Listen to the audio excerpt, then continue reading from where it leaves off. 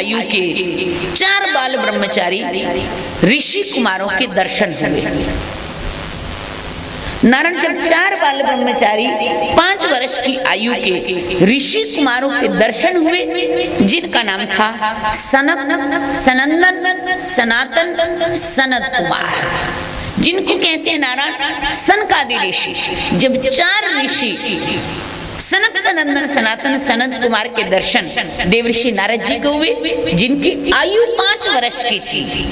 5 वर्ष की आयु वाले बाल ब्रह्मचारी ऋषियों के दर्शन जैसे नारद जी ने किए, चरणों में नतमस्तक होकर के प्रणाम किया।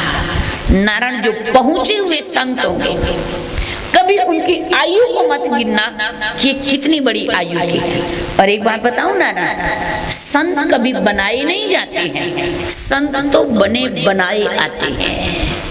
पूर्व अनेक जन्मों के संत होते हैं, पिछले जन्म की साधना कुछ छूट गई, शरीर छूट गया, साधना अधूरी रह गई, फिर नया जन्म मिला, जितनी साधना अधूरी रही उतने कम समय में साधना पूरी हो गई और संत भगवान को प्राप्त कर गए। नारायण 5 वर्ष के छोटे छोटे बालक सनकादि ऋषियों के चरणों में जब नारद जी ने प्रणाम किया, नारद जी के प्रणाम करते ही नारायण सनकादि ऋषि बोल उठे, कहो नारद, तुम कलयुग के मनुष्य की तरह आज उदास क्यों हो? तुम्हारे चेहरे से खुशी क्यों गायब हो गई है? कलयुग के इंसान की तरह तुम्हारी कांति, मुस्कान, तुम्हारे चेहरे की वास्तविकता कहां चली गई है? नारायण जब देवर्षि नारद जी ने सनकादि ऋषियों से सुना कि तुम्हारे चेहरे की खुशी का गायब है, तुम कलयुग के इंसान की तरह परेशान क्यों हो? इसका मतलब ये है नारायण, आज कलयुग का इंसान, आज कलयुग का व्यक्ति सच में नारायण खुश नहीं है, प्रसन्न नहीं है। आज कलयुग का व्यक्ति हंसता भी है ना तो बनावटी हंसी हंसता है नारायण। कलयुग के इंसान की वास्तविक हंसी गायब हो गई है। आज कलयुग के इंसान की चेहरे की जो कांति है, जो दमकता हुआ चेहरा है नारायण, वो वास्तव में तो खत्म हो गया है। आज के बनी बनाई बनावट से, जो कहते हैं ना मेकअप से, आज का इंसान तैयार हो रहा है। सच में नारायण आज के इंसान का दुर्भाग्य है कि जी भर के हंस नहीं सकता, आज का इंसान जी भर के खा नहीं सकता, आज का इंसान जी भर के सो नहीं सकता। और बुरा नहीं मानो तो एक बात और कह दूं, आज का इंसान जी भर के रो भी नहीं सकता, रोने की भी जगह नहीं बची है। रो तो ले कहीं जाके दिल की सारी बात तो कह दे, जगह ही नहीं बची है नारायण। रोगे तो भी लोग हंसेंगे और हंसोगे तो भी लोग हंसेंगे। आज के इंसान के लिए अपना दिल खोल के कुछ कहने की कोई जगह ही नहीं बची है नारायण। इसलिए तो इंसान को बीमारी हो गई जिसका नाम है टेंशन, क्योंकि किसी को कुछ कह नहीं सकता, दिल की बात नहीं कह सकता, जी भर के हंस नहीं सकता, जी भर के खा नहीं सकता, सभी चीजों पर बंधन, सो नहीं सकता। आज का इंसान अपनों के आगे रो नहीं सकता, अपने हो तो रोए, किसके आगे रोए नारायण? सुबह से परेशान होकर के घर से निकलता है 8 बजे 9 बजे, रात को परेशान होकर 9 बजे घर में आता है। घर में आए या तो टीवी चिल्लाता मिलता है या बीवी चिल्लाती मिलती है। वो अपनी परेशानी किसके आगे कहे, अपनी टेंशन किसके आगे कहे आकर के? यदि कहे तो वो तो पहले ही चालू है। बच्चे जिनके साथ 2 मिनट हंसी बोलना खेलना था, वो बच्चे सो गए आने तक। सुबह जब हम सोए तो बच्चे स्कूल चले गए। बच्चों के साथ देखे और बोले 8-10 दिन बीत जाते हैं। बच्चे पिता से नहीं बोल सकते, पिता बच्चों से नहीं बोल सकते हैं। अपने दिल की बात किससे कहे नारायण? नारायण पहले संयुक्त परिवार होते थे। कमल तुम्हारे घर के लोग बहुत बोलते हैं, बहुत बोलते हैं, और विशेषकर महिलाएं और बच्चे तो बहुत बोलते हैं। और जिन्होंने पीले पीले कपड़े पहने हैं वो तो खास तौर से ज्यादा बोलते हैं। इसलिए इनको आज पहला दिन है, हम तो बच गए। जिसके लाल है, जिसके नीले है, हम तो बच गए। चलिए कोई बात नहीं नारायण, मैं कहती हूँ बचे रहो, इसी में लाभ है। भगवान की मंगलमय कृपा से आपको बताने जा रहे थे नारायण, पहले पहले एक जमाना होता था पहले पहले एक जमाना होता था, लोग खुश रहते थे। खुश रहने का कारण क्या होता था? ये नहीं था कि उनके पास बहुत सारा धन, जायदाद, संपत्ति, पैसा होता था। नारायण, पहले के लोगों के पास कम होता था, खुशी ज्यादा होती थी। और आज के लोगों के पास ज्यादा होते थे ना। मकान छोटा और परिवार बड़ा तो भी खुश होते थे, और आज मकान बड़ा और परिवार छोटा तो भी परेशान है। तो ही परेशान है नारायण। आज 5 कमरे और रहने वाले 3 जने, 4 जने, फिर भी परेशान है। और पहले जमाने में 2 कमरे और रहने वाले 20 जने घर के अंदर होते थे, फिर भी खुश होते थे और नारी थी। और आज 10 महिलाएं 10 परिवार को नहीं संभाल सकती। नारायण, पहले एक महिला 5 बच्चों को संभाल लेती थी, और आज 5 महिलाएं एक बच्चों को, एक कोई नहीं संभाल पाती है। नारायण, पहले जमाना होता था, संयुक्त परिवार होते थे। दिन के पूरे दिन भर के काम किए हुए पुरुष समाज थके मांदे रात को घर में आते थे। घर के आंगन में बैठ करके नारायण, बच्चों की किलकारियां, पुरुषों के ठहाके की आवाज और बहु बेटियों की रुंझुन बजती हुई पायल से घर भर जाता था।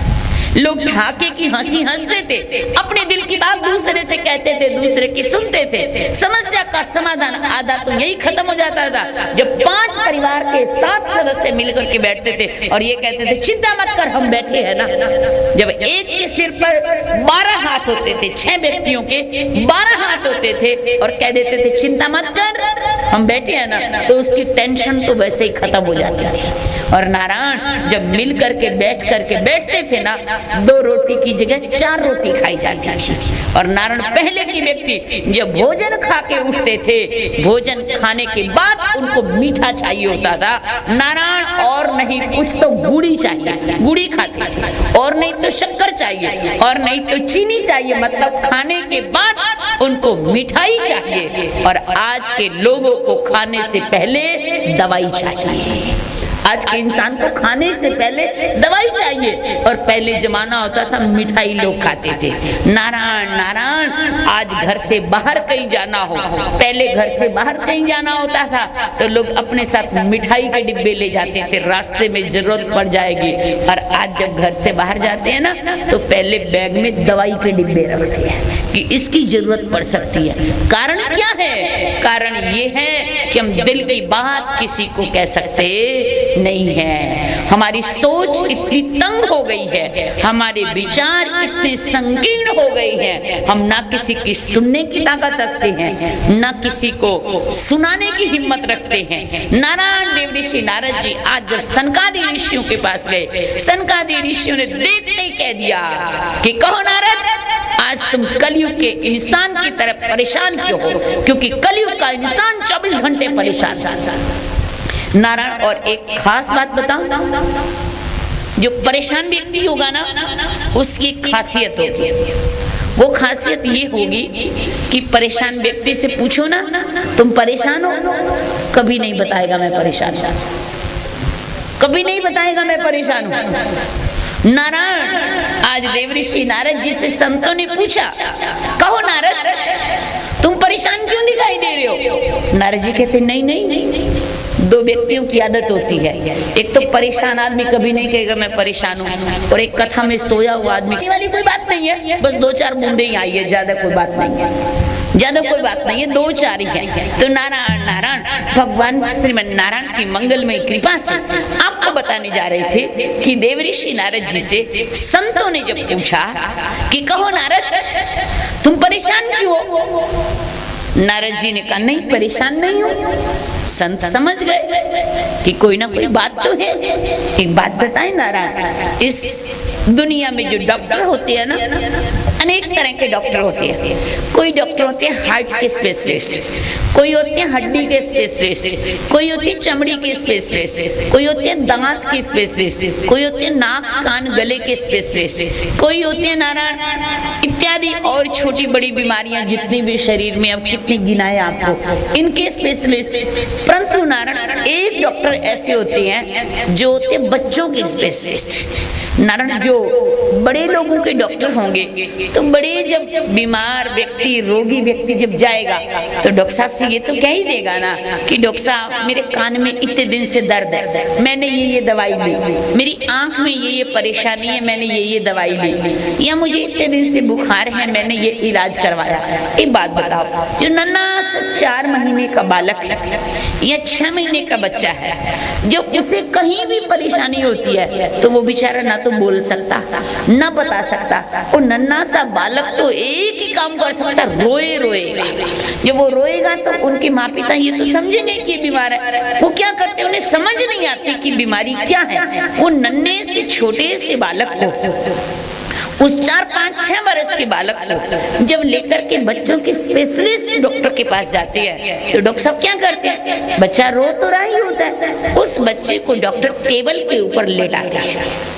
टेबल के ऊपर लेटाने के बाद उस बच्चे के पांव से लेकर के सिर तक जोर जोर से डॉक्टर साहब दबाते हैं, पांव से दबाना शुरू करते हैं। जब पांव से सिर तक जोर जोर से दबाना शुरू करते हैं, रोता हुआ बच्चा जहां पर जोर से दबाने से जोर चिल्ला करके रोए तो डॉक्टर साहब समझ जाते कि दर्द इसके आसपास है। जब दर्द उसके आसपास है तो डॉक्टर साहब वहीं पर इलाज कर देते हैं। परिणाम नारायण जब ग्रस्त संतों के पास जाते हैं ना तो मायूस तो होते ही हैं। संत समझ जाते कि कोई ना कोई परेशानी तो है ही, पर परेशानी बताते नहीं है। संत कहें कहो आज अचानक कैसे आना हुआ तुम्हारा, नहीं महाराज आपके दर्शन के लिए आए। संत समझते हैं दर्शन आने वाले तो नहीं है, इतने सीधे कहां से हुए, जो दर्शन के लिए आए इतनी फुर्सत कहाँ है इनके पास, कहीं ना कहीं कोई ना कोई कारण बीमारी जरूर है पर बताते नहीं है। संत क्या करते हैं, फिर उस बच्चों वाले डॉक्टर की तरफ दबाना शुरू करते हैं। वो पूछते हैं कहिए घर में सब ठीक तो है ना,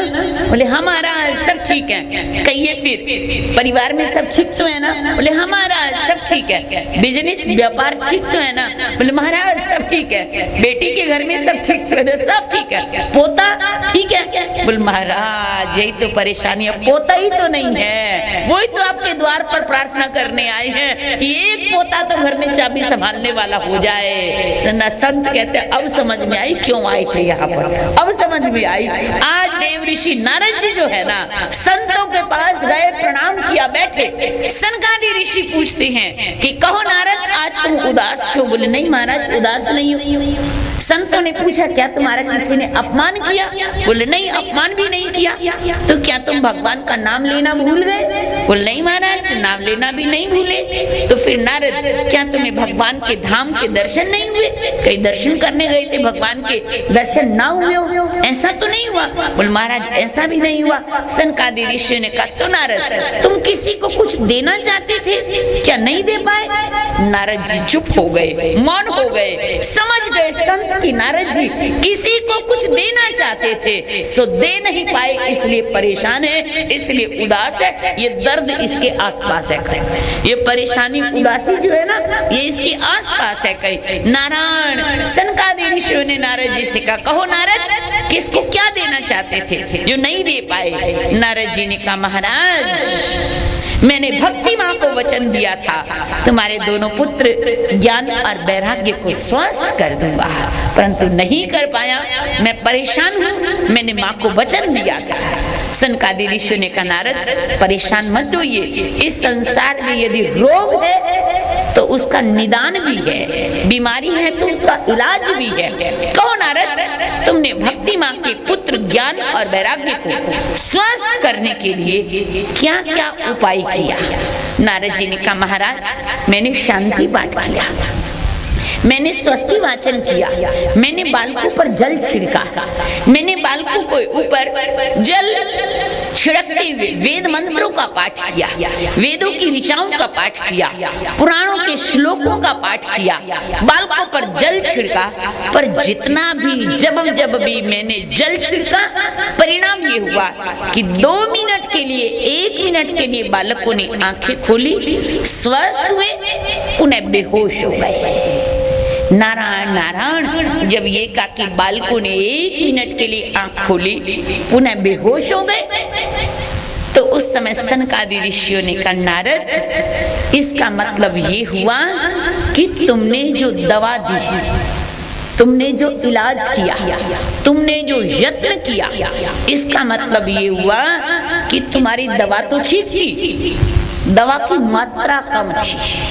बालकों ने आंख तो खोली ना, बालक होश में तो आए ना, फिर भी होश हो गए। इसका मतलब इस तरह से समझो कि बुखार हो जाए किसी को, बुखार में यदि आप डिस्प्रिन की दवा खा ले तो बुखार 2-3 घंटे जाएगा और दोबारा फिर हो जाएगा। यदि आप क्रोसिन खा ले, बुखार 4-5 घंटे के लिए जाएगा, फिर वापस हो जाएगा। डाइक्लोजिन खा ले, बुखार 6 घंटे के लिए चला जाएगा, फिर वापस हो जाएगा। आप 4 दिन, 5 दिन, 6 दिन, 7 दिन इस तरह से निकाल के डॉक्टर साहब के पास जाते कि डॉक्टर साहब 6 दिन से बुखार आ रहा है। डॉक्टर साहब कहेंगे क्या दवा खाई? आप कहेंगे डिस्प्रिन खाई, 4 घंटे में बुखार फिर हुआ, फिर खाई क्रोसिन 6 घंटे में बुखार हुआ, डाइक्लोजिन खाई 8 घंटे में बुखार फिर हो गया। 6-7 दिन हो गए यही दवा खा खा के, बुखार उतरता है फिर हो जाता है, बुखार उतरता है फिर हो जाता है। डॉक्टर साहब आपको क्या बताएंगे? आप बुखार को यदि भगाना चाहते हो तो इस दवाई से बुखार जाने वाला नहीं है। तो आप कहेंगे क्या करें? डॉक्टर साहब कहेंगे लगातार 7 दिन का एंटीबायोटिक कोर्स लो। जब तक एंटीबायोटिक नहीं खाओगे तब तक बुखार जाने वाला नहीं है। 7 दिन की दवा खाओ, 7 दिन का परहेज करो। आज सनकादि ऋषियों ने नारद जी से कहा कि देव ऋषि नारद, तुमने उन बालकों के लिए जितने भी यत्न किए, तुमने उन बालकों के लिए जितना भी शांति पाठ स्वस्ति वाचन किया, जल छिड़का बालकों के ऊपर, बालक होश में आए, परंतु तुम्हारा जो दवा थी ना वो कम पावर की थी। तुम्हारा जो प्रयत्न था ना वो थोड़ी देर के लिए था। यदि उन बालकों को स्वस्थ करना चाहते हो तो 7 दिन के लिए उन बालकों को श्रीमद् भागवत महापुराण की कथा सुनाओ, उनका रोग सदा सदा के लिए जाता रहेगा। नारायण जब ये कहा कि 7 दिन की कथा सुनाओ, बालकों का रोग सदा सदा के लिए जाता रहेगा, उस समय नारद जी ने कहा, महाराज ये 7 दिन की कथा सबसे पहले तो इसका आयोजन करना बहुत मुश्किल। नारायण सुनना बहुत मुश्किल है, सुनना फिर भी आसान हो सकता है। आप कहते ना सुनना बहुत मुश्किल है, मैं कहती सुनना फिर भी आसान हो सकता है, सुनाना फिर भी आसान हो सकता है। यदि सबसे मुश्किल है तो उनसे पूछिए जिन्होंने आयोजन किया। सबसे मुश्किल तो आयोजन करना है, आयोजन फिर भी आसान है। सबसे मुश्किल है नारायण श्रीमद् भागवत महापुराण के मुख्य आसन पर बैठना। मुख्य आसन को कहते परीक्षित आसन, सबसे पवित्र आसन है, सबसे ऊंचा आसन है और सबसे भाग्यशाली इंसान को इस आसन पर बैठने का मौका मिलता है। नारायण वो इंसान ने जीवन में कोई बहुत बड़े पुण्य किए होते हैं जिनको मुख्य आसन पर बैठने का भाग्य प्राप्त होता है, नहीं तो परिवार की 30 पीढ़ियां चली जाती है ये कहते हुए कि हमने एक बार भागवत करानी है, हमने एक बार भागवत करानी, और 30 पीढ़ियां तक भागवत नहीं हो सकती। उस घर में अगले पीढ़ी में जाके कोई भागवत कराते हैं। नारायण कोई पिछले जन्म का बहुत बड़ा पुण्य किया होता है जो इस जन्म में इंसान को अपने हाथों से ये शुभ कर्म करने का मौका मिलता है। नारायण देव ऋषि नारद जी ने कहा, महाराज कथा सुनना बहुत मुश्किल, कथा सुनाना बहुत मुश्किल, कथा का आयोजन करना बहुत मुश्किल, परंतु ये सब आसान हो सकते हैं। सबसे मुश्किल है इस कथा के मुख्य आसन पर कौन बैठेगा, यजमान कौन बनेगा। सनकादि ऋषि ने कहा कि जब तुमने संकल्प किया बालकों को स्वस्थ करने का तो मुख्य आसन पर तो आपको ही बैठना पड़ेगा। नारद जी ने कहा, महाराज मुझे तो श्राप है, मैं घड़ी भर से ज्यादा कहीं रुक ही नहीं सकता हूं, तो मैं कथा में इतनी देर तक कैसे बैठूंगा। सनकादि ऋषियों ने कहा, महाराज आप चिंता मत करिए नारद जी, भागवत कथा में इतनी ताकत है कि एक बार आकर के बैठ जाओ, आपको पता ही नहीं चलेगा टाइम कहाँ बीत गया और कितना बीत गया। भागवत कथा अपने आप आपको बैठा लेगी। एक बार आप आकर के बैठ जाओ। नारायण नारायण। जब सनकादि ऋषियों ने कहा नारद कथा के मुख्य आसन पर तो आप ही बैठेंगे, नारद जी ने कहा महाराज कथा के मुख्य आसन पर तो मैं बैठूंगा, परंतु कथा के व्यास आसन पर यदि आप बैठो, मतलब कथा आप सुनाओ, तो मैं कथा का मुख्य यजमान बन सकता हूं। उस समय सनकादि ऋषियों ने कहा ठीक है नारद, हमें स्वीकार है, हम इस कथा को सुनाएंगे और तुम इस कथा का आयोजन करो और मुख्य यजमान तुम बनो। भक्ति माँ के दोनों पुत्र ज्ञान और वैराग्य, इनको सुन करके स्वस्थ रोग मुक्त हो जाएंगे। नारायण श्रीमद् भागवत महापुराण में इतनी ताकत है, ये मैं नहीं कह रही हूँ नारायण, ये भागवत महापुराण में लिखा है। भागवत महापुराण में इतनी ताकत है, यदि कोई व्यक्ति 7 दिन तक लगातार इसे श्रद्धा से सुनता है, श्रद्धा से, ये पहली शर्त है नारायण, श्रद्धा होनी चाहिए। श्रद्धा से एक आसन पर बैठ करके सुनता है तो नारायण 7 दिन तक यदि आपकी एक ही तमन्ना है, मतलब एक ही इच्छा है, रोज रोज कामना बदलनी नहीं है एप्लीकेशन, यदि एक ही तमन्ना रख करके आप 7 दिन तक एक ही आसन पर बैठ करके कथा सुनते हैं और नारायण वो इच्छा, वो काम पूरा होने वाला होना चाहिए, उचित मांग होनी चाहिए। ये मत मांगना कि सूर्य हमारे आंगन से उदय होने लगे, ये हो नहीं सकता।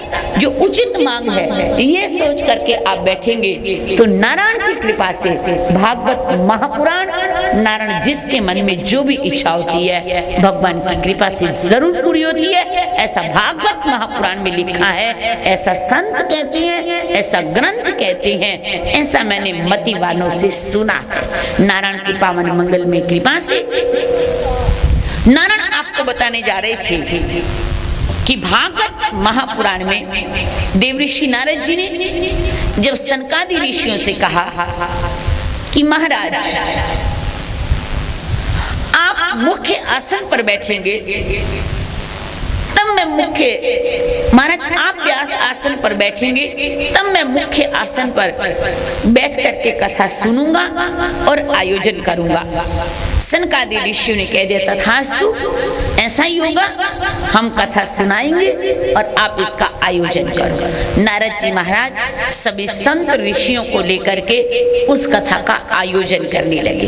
कुछ लोग ऐसा कहते हैं कि भृगु ऋषि जी महाराज इस कथा का बुलावा देने सबको गए। कुछ लोग कहते हैं दुर्वासा ऋषि जी महाराज इस कथा का बुलावा देने सबको गए। जब नारायण संत और ऋषि इस कथा का बुलावा देने सबको जाएंगे तो ऐसा हो सकता है कि कथा सुनने कोई ना आए। कथा की सफलता कथा के बुलावा देने वालों पर होती है कि बुलाने के लिए कौन जा रहा है। नारायण जब ऋषि बुलाने के लिए गए, संत बुलाने के लिए गए तो नारायण सभी लोगों को उस कथा में आना ही था। कथा का मंगलमय आयोजन किया गया, सुंदर पंडाल